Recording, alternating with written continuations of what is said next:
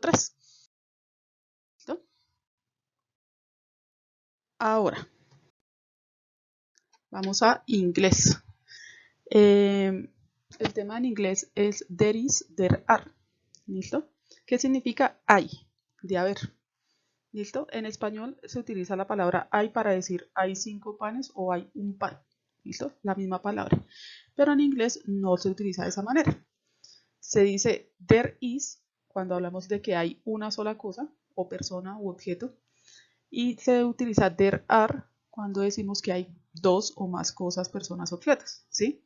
Significa hay, de haber, las dos, pero una se utiliza en singular y otra se utiliza en plural.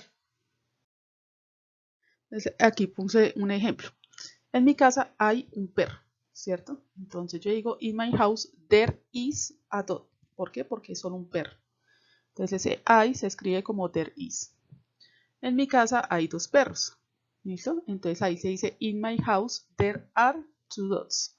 ¿Sí ven? Entonces son 2 perros, por eso se utiliza there are. Si fueran 1000 perros, también se utilizaría there are. ¿Sí ven? Entonces significa lo mismo, pero cuando hablamos de un solo perro se utiliza there is y cuando hablamos de 2 se utiliza there are. Lo mismo sucede cuando vamos a decir que no hay. ¿Listo? Cuando yo digo en mi casa no hay un perro, in my house there is not, o se puede escribir así, there is not o there isn't a dog. ¿Listo? Es lo mismo, pero le colocamos un not al final, que en inglés se utiliza mucho esta contracción de isn't o aren't, para decir is not o are not. Y en mi casa no hay 2 perros. In my house there are not o there aren't 2 dogs. ¿Cuál es la primera actividad de inglés? Lo primero que deben hacer es escribir there is o there are. Entonces lo primero que hacemos es mirar qué nos están preguntando. Entonces en el primer espacio dicen una blusa sobre la cama. Entonces buscamos si hay una blusa sobre la cama. Estamos hablando de una sola blusa, ¿cierto? Entonces escribimos there is. La siguiente dice two books on the floor. O sea, 2 libros en el piso. Entonces miramos si hay 2 libros en el piso y ahí los encontramos en la imagen. Entonces colocamos there are. A scarf on the floor. O sea, una bufanda en el piso. Si hay una bufanda, entonces escribimos there is porque es solo una. 4 pictures on the wall. Entonces 4 pinturas en la pared o 4 cuadros en la pared. Entonces, como hay 4 cuadros, son más de uno, escribimos there are. Y así hacemos con los demás.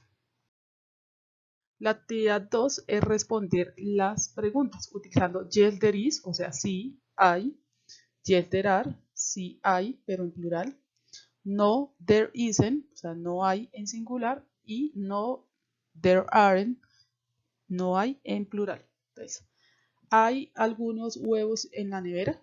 Entonces, digamos si hay huevos en la nevera. Entonces, en este caso, sí hay, pero como son varios, there are. Yes, there are. Hay algunas cebollas en la nevera. Si miramos, no encontramos cebollas. Entonces colocamos no, there aren't. Miren que al principio de la pregunta dice are there. Ahí ya nos está dando la respuesta. Debemos responder con there are.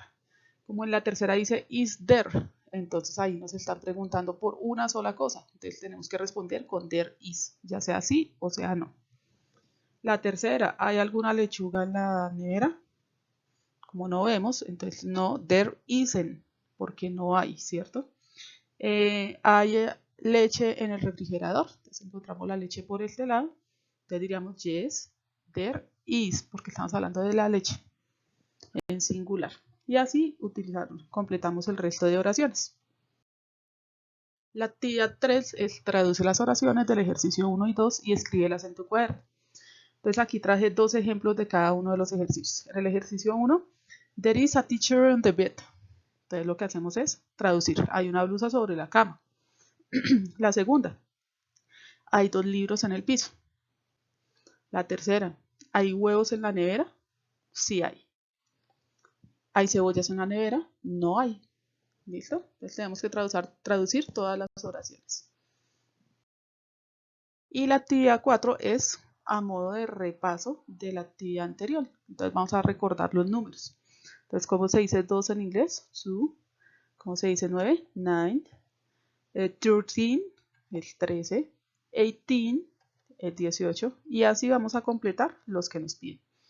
El 24, 29, 31, 35 que debemos escribirlos.